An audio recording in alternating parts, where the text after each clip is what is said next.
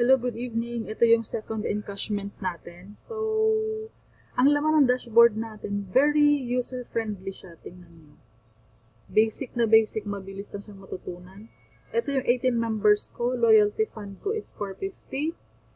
Commission ko at present, ang available ko, for encashment is 36.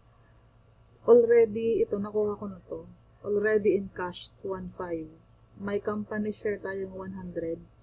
So, mag-i-encash tayo. Punta lang kayo sa encashment. Ito yung first account. Yung first encashment ko, ito ang date. April 25. So, ngayon is May 3. So, create new encashment. Select kung GCash. Enter mobile number.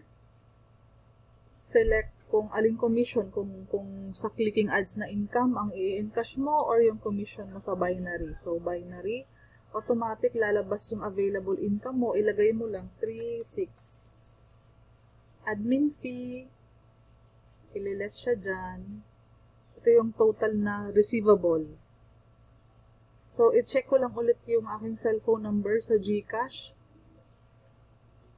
Okay. Ganun na siya kabilis mag-encash.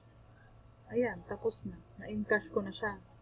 Ito na siya, pending for approval. Pupunta ako ngayon sa isang account ko pa na walang member, walang loyalty fund, may commission sa binary, may company share na 100. First encashment kasi ito 0. Punta ako sa encashment ulit. Medyo loadin lang ang for ang internet. Punta ka lang lagi pag mag-i-encash. So, of course, sa encashment, ito yung ating ipa-follow na schedule. Create new encashment. Pasensya na, medyo loading. Create new encashment. Lalabas ulit yan. Piliin mo yung GCash. Ilagay ko yung GCash number ko. I-recheck mo kasi sayang kapag sa iba napunta. Please select commission wallet, ay commission, income. Lalabas ang due amount mo, i-enter mo lang yung due amount mo, admin fee, amount receivable in cash.